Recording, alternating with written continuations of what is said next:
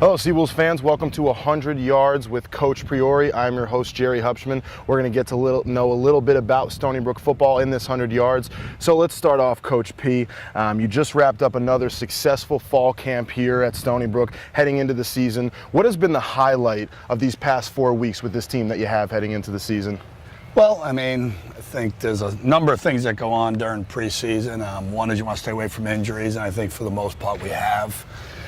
And secondly is get the kids to bond and get them to work together as during a tough time, and I think that was accomplished. Of course, camaraderie is so important in the game of football. So with that being said, you've spent a lot of time with this team so far. What's unique about this year's team compared to teams that you've had in the past? I think it's interesting. I think we've got 20 seniors, and yet we're a young team. And I think that's sort of weird to say, but we graduated a lot of kids that played a lot of football.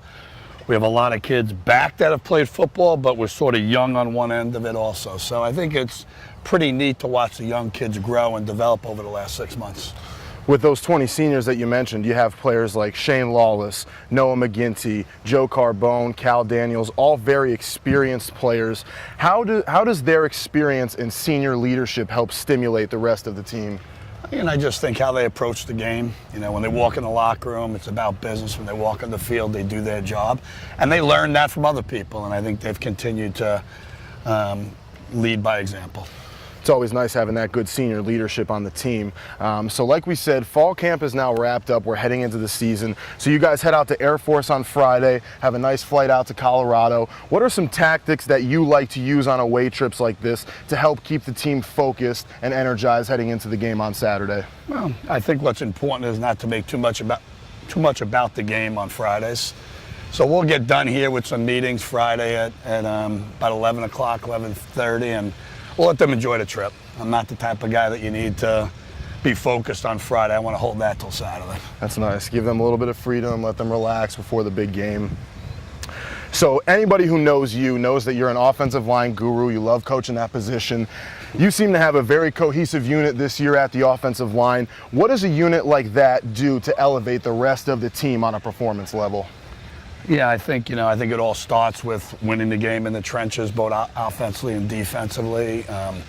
So I think there's a level of toughness, physicality, and personality that you want to get out of your offense and defensive line, and hopefully that's the leadership that starts the game off. And if you can win the offensive line or the D-line, you can run the ball effectively, defend the run, you're normally going to have a chance to win a game. Of course, the games are won and lost in the trenches. Now, with that being said, this is now week one. This is game week. What are you most excited to see from this team heading into week one on Saturday?